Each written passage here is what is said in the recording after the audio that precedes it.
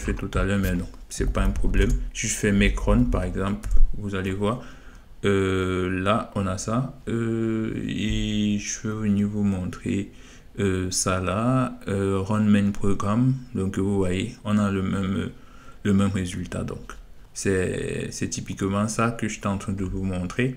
Ensuite, si on veut faire nos tests unitaires, vous voyez que on a exactement le même résultat. Ça dit bien, on a nos 10 tests qui sont passés, tout a été validé. Et ensuite, je retire tous les fichiers objets et voilà.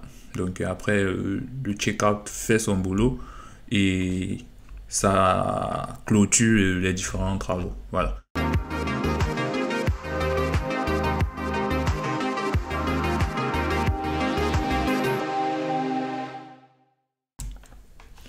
Salut à tous et bienvenue dans ce nouveau tutoriel.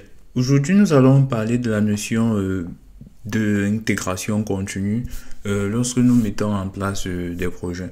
Donc le but ici, c'est de pouvoir réduire le délai entre la construction et la modification d'un projet et sa mise en production.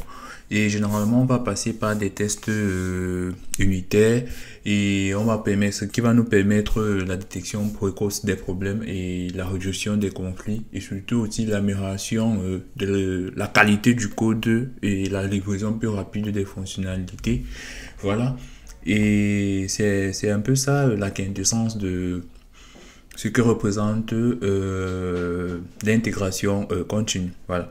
Donc l'idée pour nous, ça sera de partir sur le projet que nous avons mis en place dans la dernière vidéo et vous montrer comment step by step on peut faire et mettre en place une pipeline d'intégration continue. Voilà.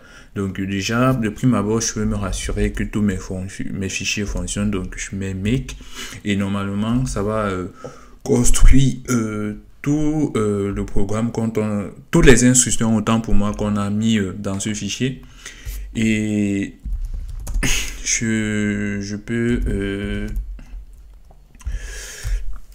supprimer tous les fichiers objets et par exemple, je peux tester mon programme.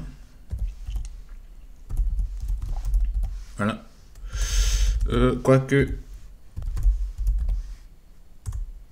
Donc, cela fonctionne bien. Et si je veux réaliser des tests, tout ce que je peux faire, c'est faire un make test. Voilà. Et on voit bien là que on a réalisé 10 tests et il y a une réussite. Donc si vous voulez mieux comprendre, je vous invite à aller regarder la précédente vidéo et vous comprendrez mieux ce qu'on a fait là. Donc aujourd'hui nous allons partir sur cette base pour faire de l'intégration continue. Et pour cela, donc, qu'est-ce qu'on a, de quoi avons-nous besoin? Premièrement, ce qu'on va faire, c'est, je supprime d'abord l'ensemble des fichiers qui ne seront pas utiles, delete.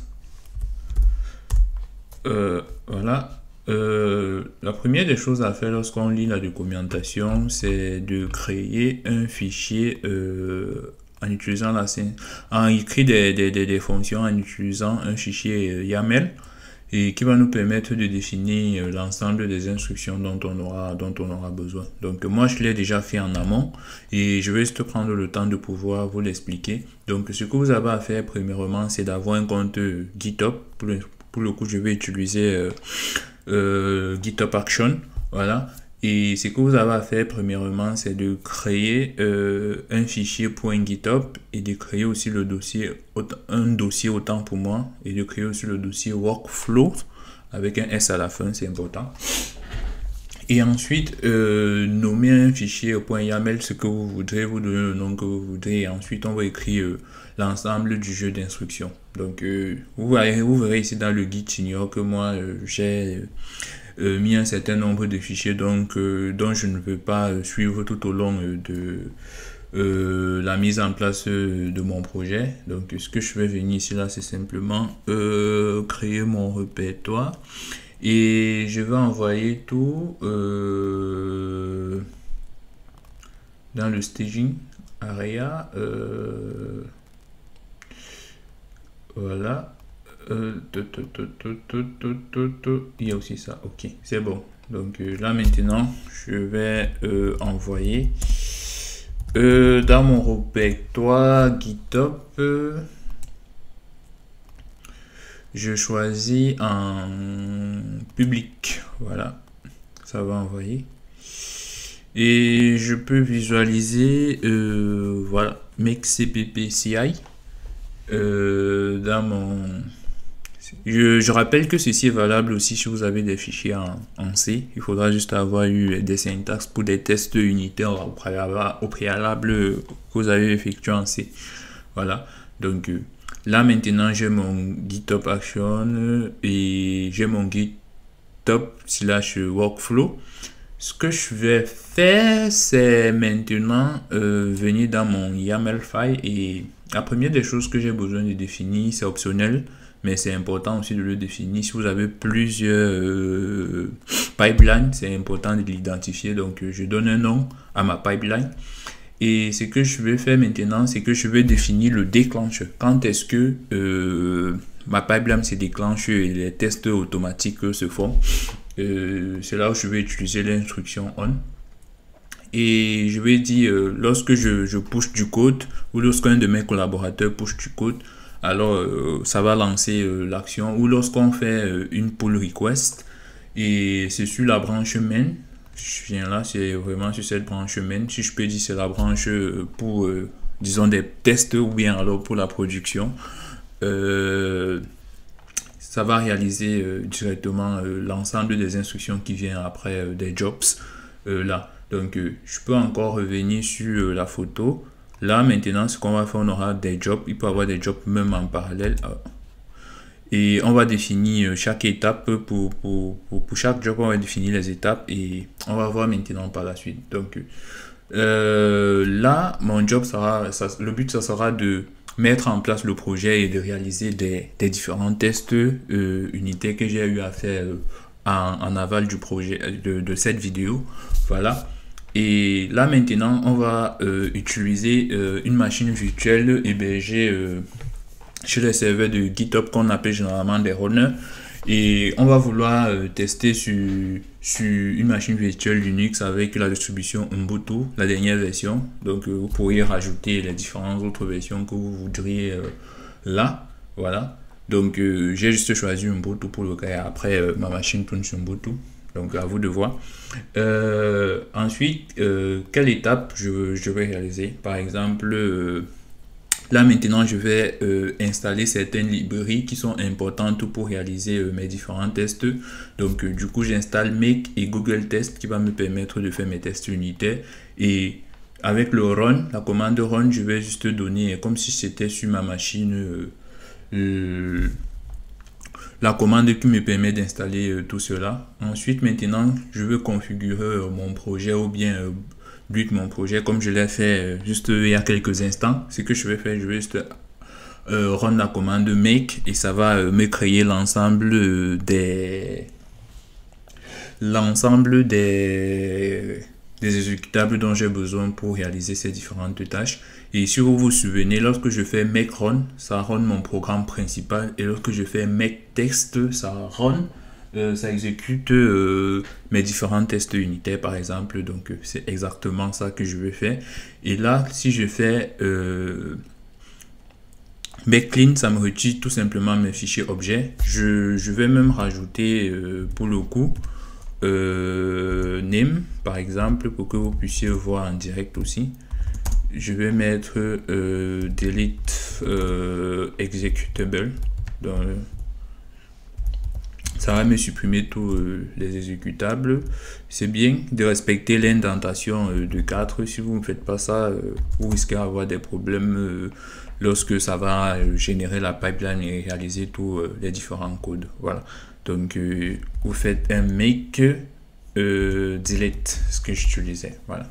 Donc, une fois ces changements faits, je peux encore putcher add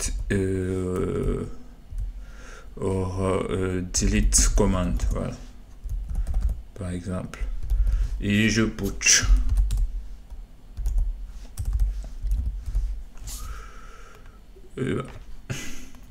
un sync et tout.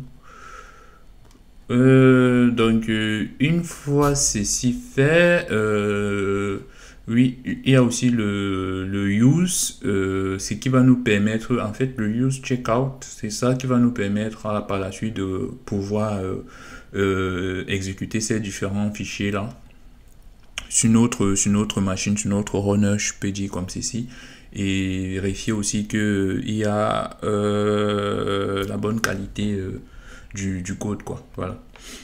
Maintenant, on va switcher sur GitHub. Et là, voici mon dépôt. Tout ce que je dois faire, c'est naviguer dans le dossier. Et j'ai ça là. Et là, maintenant, vous pouvez voir l'ensemble du code make delete. Et ce que je vais faire, c'est juste view run. Là, je viens là. Make CI. Donc, le premier commit, ça avait déjà enclenché, puisque j'ai pushé du code, la pipeline. Et si on regarde justement les résultats, on va voir que là, les différents travaux, ça a bien setup. Ensuite, le git checkout a réalisé l'ensemble, si je peux dire configurer l'ensemble du runner pour nous permettre d'exécuter facilement nos commandes. Ensuite, il y a maintenant mon install make et Google Text. Donc, vous pouvez voir là, ça a bien installé mes différentes librairies et dépendances pour réaliser mes tests. Ensuite, run make. Vous voyez que quand je run make, ça me fait exactement ce que vous avez vu là. Donc, on peut réaliser nos tests, tout ceci, soit sur notre machine locale ou bien sur le runner hébergé dans GitHub. Donc, je pense que je l'ai fait tout à l'heure, mais non, c'est pas un problème. Si je fais make run, par exemple, vous allez voir, là, on a ça. Et je vais venir vous montrer ça là, run main programme. Donc, vous voyez, on a le même résultat. Donc, c'est typiquement ça que je suis en train de vous montrer. Ensuite, si on veut faire nos tests unitaires, vous voyez que on a exactement le même résultat. Ça dit bien, on a nos 10 tests qui sont passés, tout a été validé. Et ensuite, je retire tous les fichiers objets et voilà. Donc après, le checkout fait son boulot et ça clôture les différents travaux. Voilà.